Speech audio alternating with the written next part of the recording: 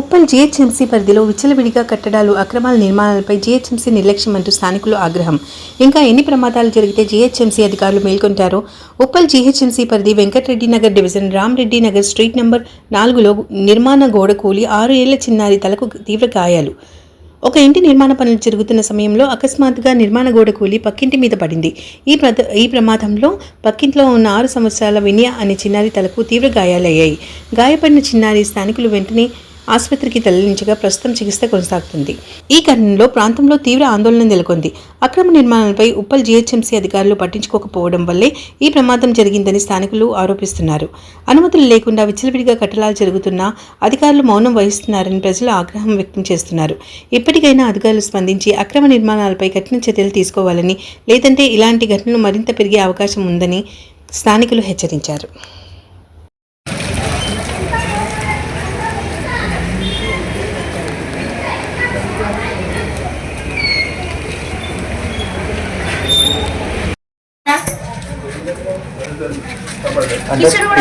ఇంట్లో ఉన్నప్పుడే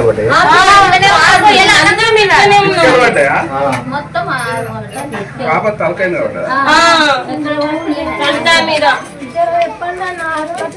అక్కడ లైట్ వేస్తే కనబడుతుంది. లైట్లు కూడా వలిగిపోయినాయి, మొత్తం లైట్లు వలిగిపోయినాయి. అక్కడ సైడ్ రేకులు పడిపోయినాయి. సిసి షరాఫ్ నుంచి అటు నుంచి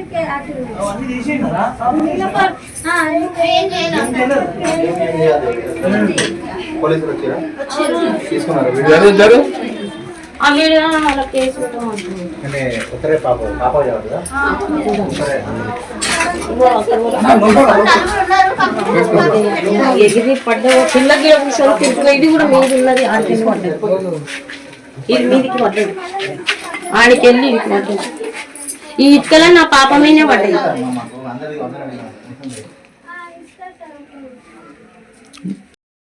నా పాప ఈడ అన్నం తింటున్నది. మేము కొత్తిమీర పోయినా, చాయ్ పెట్టినా, కొత్తిమీర పెట్టి పైసలు ఎన్నిక నేను ఇట్లా పోయినా అది పడింది. ఇక అంతానే ఒక 2 నిమిషాలలోనే పడ్డది. అసలు అది ఏంటి ఇల్లు కడుతున్నారు చూడండి, మీరు లోపల చూడలేరు. ఇగో మటన్ తెచ్చిండి, ఇగో మటన్ వండుదామని పెట్టిన. ఇగో పాలు, ఇగో పిల్లల కోసము.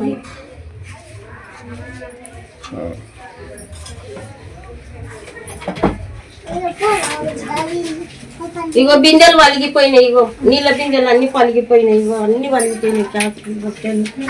అని ఇగో లైట్ బుగ్గలు, ఇగో లైట్లు వచ్చి అన్నం తింటున్నది. ఇక్కడ కూర్చుంది పాప కుర్చీ మీద. ఆ పాప అక్కడ కూర్చుంది. నేను బాబు నేను అవతలున్నాం. అప్పుడే కొత్తిమీర ఆయన వచ్చిండు. కొత్తిమీర పోదామని మటన్ తెచ్చిండు ఆయన. పొయ్యి మీద పెట్టిన, చాయ్ పెట్టిన, 2 పొయ్యిల మీద 2 పెట్టి నేను కొత్తిమీర దేనికే పోయినా. పోయే వరకు పడుతూనే ఉంది. ఆయన పైసలు ఇచ్చి ఇట్లా వస్తూనే ఉందా, పడుతూనే ఉంది. నేను బయటనే ఉన్నా, అది పడ్డది. ఇప్పుడు 6 గంటలకు పడ్డది. 6 గంటలకు పడ్డది. మేస్త్రీలు లేరు, దెంకపోయిండ్రు వాళ్ళు. లేరు, 3వ ఫ్లోర్ మీద ఉండ్రు సార్. 3వ ఫ్లోర్ మీద ఉన్నారు. మాట్లాడదామని మా కొడుకు ఇడంగా తిరిగి ఉరుకుతూనే ఉన్నాడు. వాళ్ళు తప్పించుకున్నారు, వెళ్ళిపోయింది. మా పాపకి హాస్పిటల్ లో చూస్తలేరు. నెత్తికి మస్తు దెబ్బ తాకింది పాపకి, 6 ఏళ్ల పాపకి. పాప పేరు వినియా. కడుతుండే ఇక్కడ ఇంకా చూడండి సార్, రేకులన్నీ వలిగినాయి. మొత్తం మలిగి ఇగో ఇక్కడ అంతా పడి, ఇగో ఇవన్నీ పడి ఇక్కడ పోయి మొత్తం పడిపోయింది. గిన్నెలు కూడా వలిగిపోయినాయి. గిన్నెలు, అన్నము అంతా పోయినాయి. ఇక అవతల నేనుంటే నేను కూడా ప్రాణం పోతుండే. ఇక సచ్చిండ్రా మీరేమన్నా నాంటుండు ఇల్లు కట్టుకునేటోడు అట్లా అంటారా? కొడుకు బైక్ మీద తీసుకొని పోయిండు. ఆ పాపకి నెత్తిలో నరాలు వాపు వచ్చినాయంట. నిమ్స్కు పోండి, ఇడికి పోండి, రాడికి పోండి, 10 హాస్పిటల్ లాగి తిరగబట్టి చూస్తూనే లేరంట. ఎట్లా చేయాలి సార్? మేము ఇంత పంపిస్తాం, కలడిల్తున్నాం. ఎవరు లేరు, ఈ పిల్లగాని పట్టుకుంటూ లేరు. నేను ఇంటికాడనే ఉండు పిల్లగాని పెట్టుకొని అంటుంది. వాళ్ళ అమ్మ పోయిండు, వాళ్ళ తాత పోయిండు, మా కొడుకు పోయిండు, వీళ్ళ బాబు పోయిండు. Rama Reddy Nagar, seat number 4.